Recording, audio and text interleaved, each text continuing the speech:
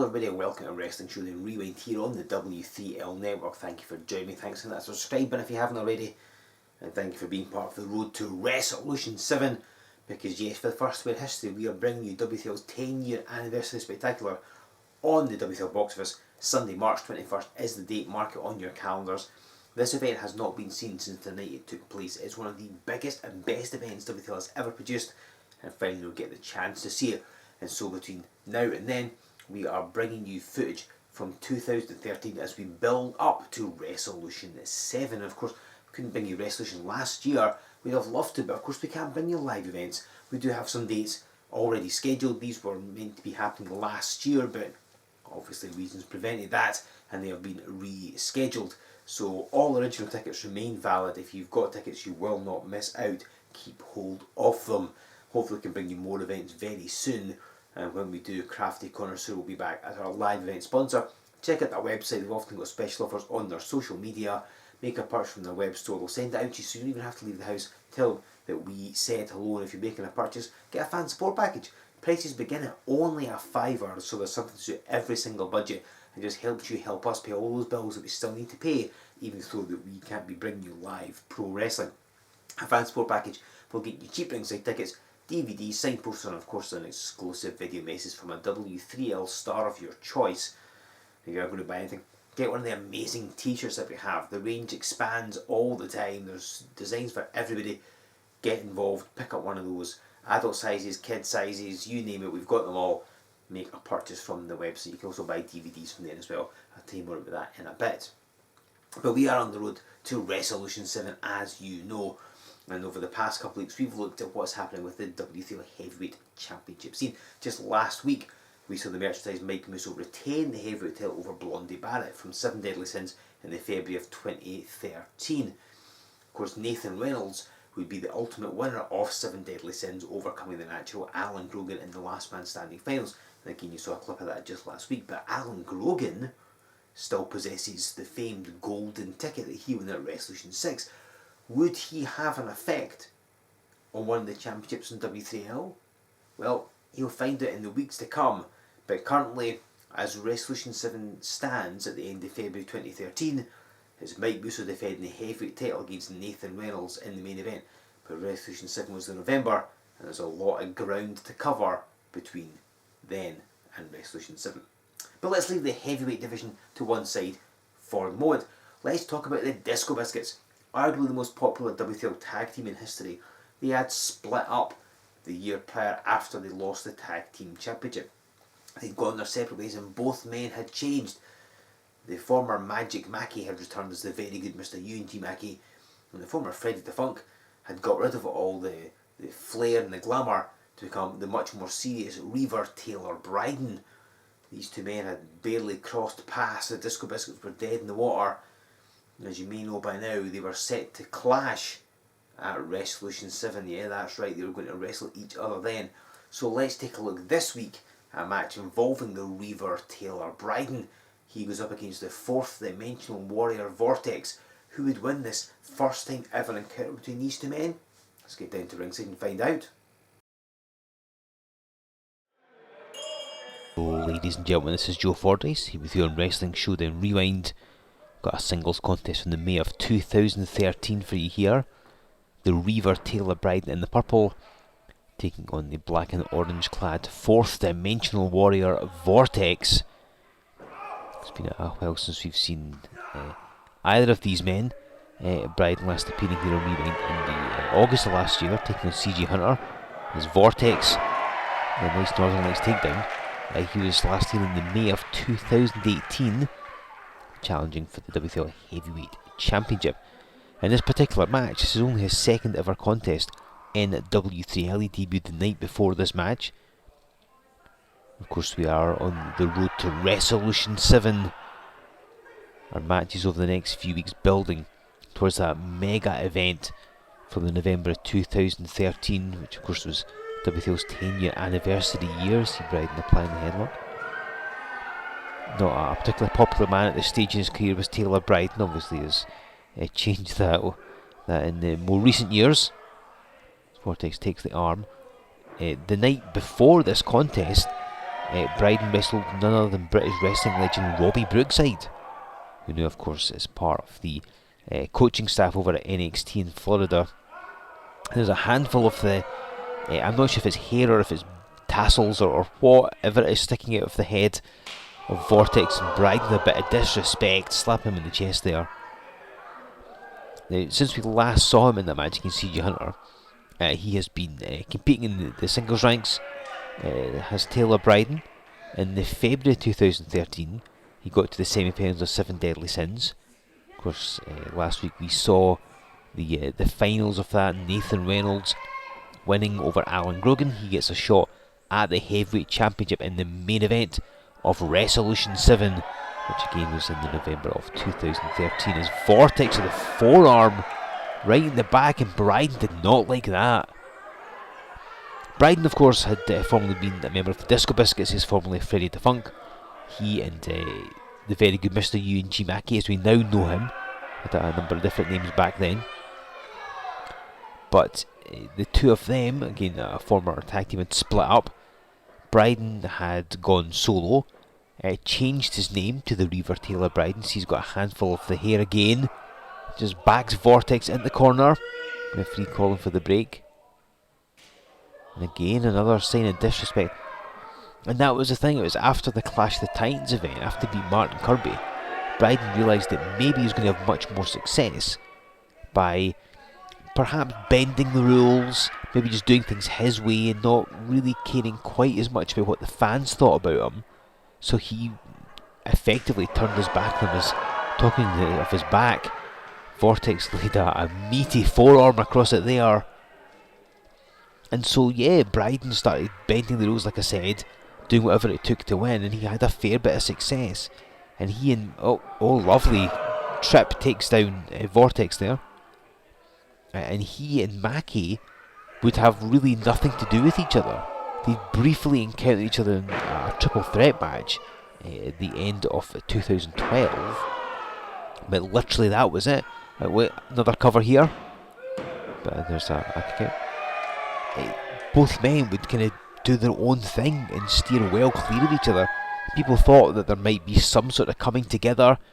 Maybe they try and reform the Disco Biscuits. But it wasn't to be. Both men had solo endeavours in mind and really kept far apart. So it's interesting to see what would happen with that in the weeks and months to come here in the W3L circa 2013. See Vortex trying to get out, and he reverses it. I mean, if you know Robbie Brookside, he knows that a heck of a lot. So he's obviously helped to train Vortex. So he started at the now defunct Brookside wrestling school. Vortex runs through him. And we'd see Vortex on and off over the years in W3L.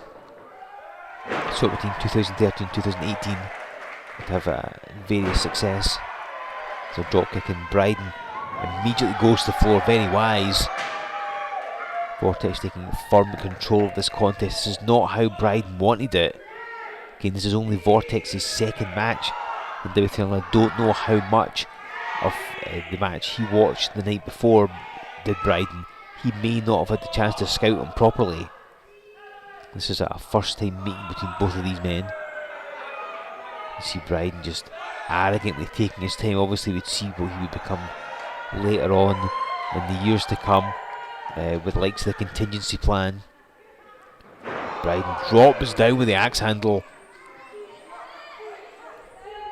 Bryden having the experience edge, at least as far as I'm aware anyway. I mean, it's hard to tell with something like Vortex being a fourth dimensional warrior. And as he's trying to rip the mask off, I mean, if you're wondering, the answer is I've no idea where the fourth dimension is.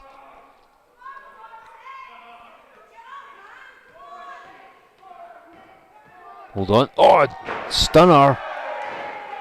Good move to break that sort of chin lock come unmasking attempt. And this crowd getting behind Vortex when you see him take the arrogant Taylor Bryden down a peg or two. 6 with the corner. Oh, what is he going to go for here? Vertical suplex attempt coming up. And he holds him. Just stalled him, let the blood rush to the brain of Taylor Bryden to give him that extra bit of impact as he landed, to disorientate him, and Bryden kicks out and immediately grabs the rope so he can't be pinned again. Trying to stay far away. Call for a timeout now.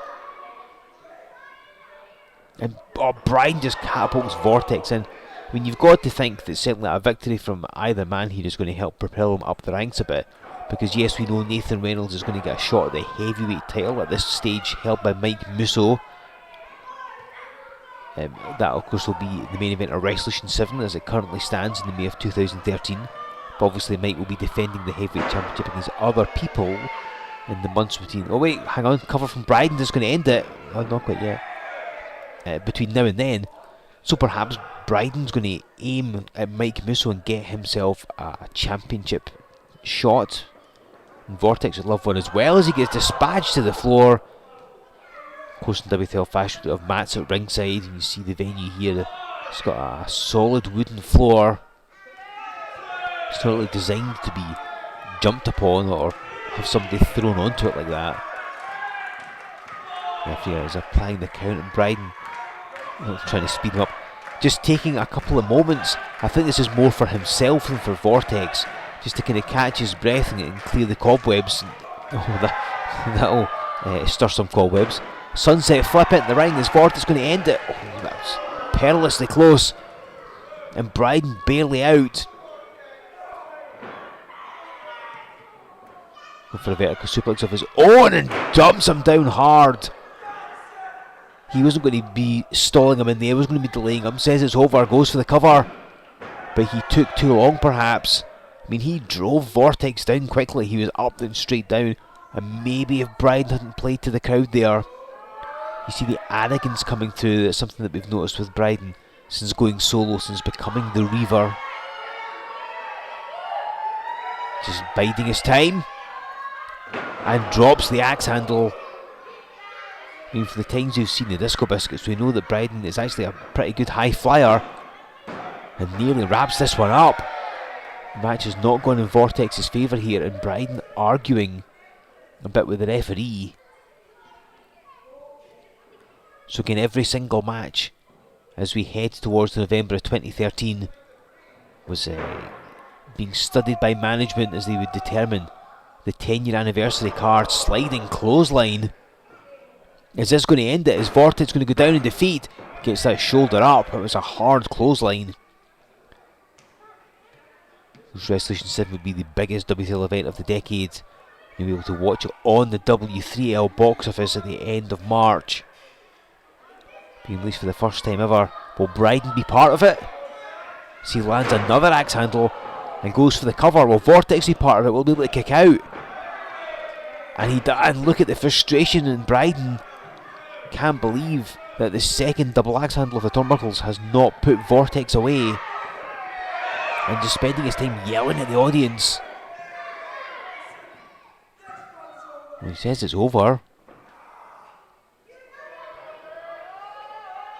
And leaving the inside of the ring, climbing the turnbuckles. Let's go for another axe handle. Don't think Vortex knows where he is. Don't know how much he can see out that mask.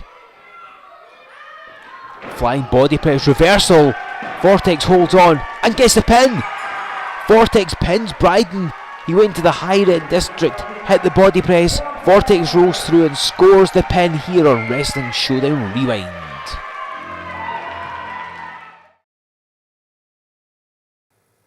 What great contest there from both individuals. And as I said, Taylor Bryden have a date with the very good Mr. Euan Mackie at Wrestlution VII, which, like I say, we're bringing you on March the 21st on the W3L Box Office. Has never been seen since the night it occurred, and you can finally witness the battle of the Disco Biscuits. That is part of Wrestlution VII. So for the next few weeks again, we are heading on the road to Wrestlution VII. That event incidentally came from the May of 2013 in Edinburgh. A couple of other matches from that event have been made available. You can see them on the W3L Box Office. They're part of the W3L Action Series. Let's take a quick look and see what happened.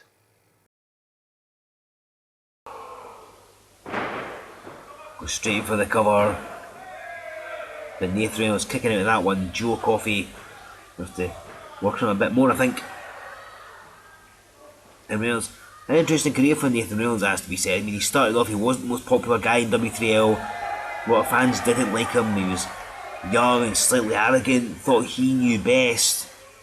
Then yeah, he had some victories, a lot of losses as well, as he flapjacks Joe Coffey face first. Goes straight for the cover, 1, 2, just a 2 though. Now, this is something of Mike Musso's speciality match, you could say. The Undertaker has his casket match, Kane has his Inferno match, Mike Musso has the inflatable hammer match. Well, that means that Eric Canyon does not want to go to the floor at any point, or he may regret it. It looked like it was going really either man's way, but Damien O'Connor cashed in his golden ticket and usurped both of them to become the new champion. And Canyon takes a drop kick, he took his eye off the ball, and immediately the hammers. It quite literally is hammer time, ladies and gentlemen, as Eric Canyon is being battered from pillar to post. All those events plus more are available on the W3L Box Office. You should definitely get involved and hit subscribe to this channel if you haven't already. Just a way of tiding you over until we can bring you live pro wrestling again, hopefully sooner rather than later. These are the dates we have scheduled. They were originally planned for last year. All original tickets remain valid. Crafty Corner Sue will return as our live event sponsor when we can actually bring you live events. Show them some support, tell them that we said hello, pick up a fan support package. Again, you get all these cool things and it just helps you to help us tick over until we're back up and running properly. And buy a t-shirt, we've got loads of different designs. They are all fantastic quality, some amazing stuff. Get involved in those. You can also pick up DVDs as well if you so wish, and they're all available from our website. It's w3lwrestling.com. Make your purchase there and send it to the mailing list while you're at it. Give us a like on Facebook, follow us on Twitter, join us on Instagram, subscribe to this channel, use that hashtag, get in touch, tell us what you think. Are you enjoying the road to Wrestlution 7? Do you like the fact that we're building towards a specific event? Tell us what you think, engage with W3L, and then come back and join me next week, because I'm filming up, it's Valentine's Day. Yeah, that's right, next Sunday's Valentine's Day. We can all celebrate our love of pro wrestling, our love of W3L. My Valentine's Day gift to you will be a match for the W3L Tag Team Championship. If you want some romance, if you want fireworks, if you want action, you won't be swept off your feet. I think we'll manage all of that in the match we've got for you next week. Do not miss it. Hit the subscribe button and join me next week for another edition of Wrestling Showdown Rewind.